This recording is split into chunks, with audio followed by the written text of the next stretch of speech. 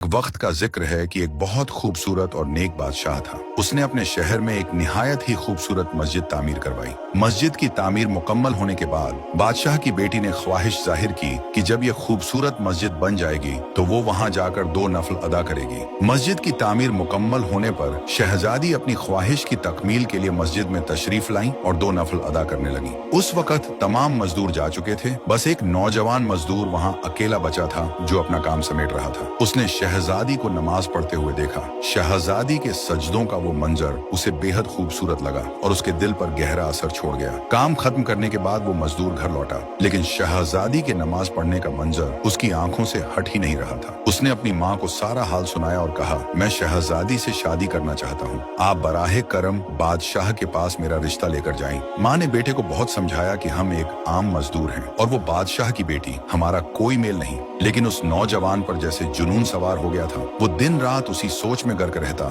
न खाना खाता न काम करता। उसकी हालत दिन ब दिन बिगड़ती चली गई, यहाँ तक कि वो मरने के करीब हो गया। बेटे की ये हालत देखकर माँ बहुत परेशान हुई और मजबूरन बादशाह के पास पहुंची। उसने बादशाह को अपने बेटे की सारी कहानी सुनाई। बादशाह ने बड़े तहम्मुल से उसकी बात सुनी और कहा, अगर आपका बेटा 40 रातें मस्जिद में तमाम लोगों के जाने के बाद कयाम करे तो मैं उसकी शादी अपनी बेटी से कर दूंगा। बादशाह ने यह भी कहा कि उसकी निगरानी की जाएगी और अगर वो एक रात भी न आया तो ये रिश्ता नहीं हो पाएगा। माँ ने घर आकर बेटे को बादशाह की शर्त बताई। वो नौजवान फौरन तैयार हो गया। हर रात जब सब नमाजी चले जाते, वो मस्जिद में कयाम के लिए जाता। वो अल्लाह के हुजूर सजदे करता, दुआएं मांगता और उसकी इबादत में खो जाता। 1 2 3 करते करते 40 रातें गुजर गईं, लेकिन नौजवान बादशाह के पास नहीं गया, बल्कि वो कई और रातें भी मस्जिद में ही गुजारता रहा। जब काफी दिन गुजर गए और वो नौजवान बादशाह के पास नहीं आया तो बादशाह ने उसे अपने महल में बुलवाया। बादशाह ने उससे पूछा, क्या तुमने मेरी शर्त पूरी की? नौजवान मजदूर ने कहा, जी हुजूर, मैंने आपकी शर्त पूरी की है। बादशाह ने खुश होकर कहा, मैं तुमसे बहुत खुश हूँ, मैं तुम्हारी शादी अपनी बेटी से कराने के लिए तैयार हूँ। लेकिन ये सुनकर वो मजदूर मुस्कुराया और बोला,